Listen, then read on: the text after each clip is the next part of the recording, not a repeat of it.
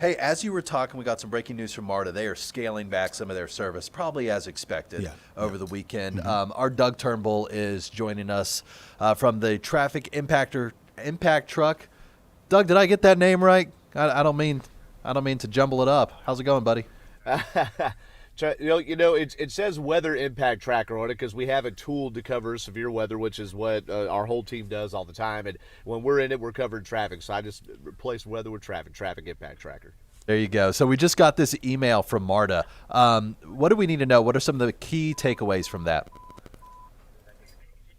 For sure, and I'm looking down at it. I got it about the same time as you here. So MARTA is going to begin reduced service on the rail lines tomorrow at 6 a.m. So they're already, the 6 a.m. the trains will go into service. They're going to run about every 20 minutes or so. They're going to make sure if there's a train that was not supposed to be in service during that time that it still runs to keep the lines thawed out. But the biggest interruption tomorrow is not so much the rail service. And, of course, they're going to do this unless it's not feasible, of course. If something gets out of hand, they're not going to keep anybody unsafe. But the buses are going to see the biggest effect here. As I'm just quickly reading through this like you are, Dan, is there are going to be select bus routes 6, 8, 19, 40, 107, 110, 111, 123, 185, and 196 that are running at certain intervals. And those are the only buses that will be in service. They're not going to have the full buses en route. What they're saying here is they're going to have the buses that get people directly to major medical facilities and emergency rooms prioritized here. All other bus routes will be suspended. So that's a list of 10 to 12 bus routes that will be in service as the road conditions deteriorate.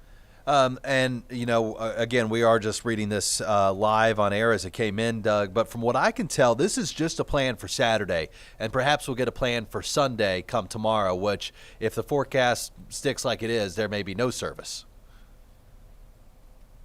Oh, that's correct. And look, if the roads get terrible, the first thing they're going to the one is to eliminate unnecessary travel, and that will be getting the buses off of them.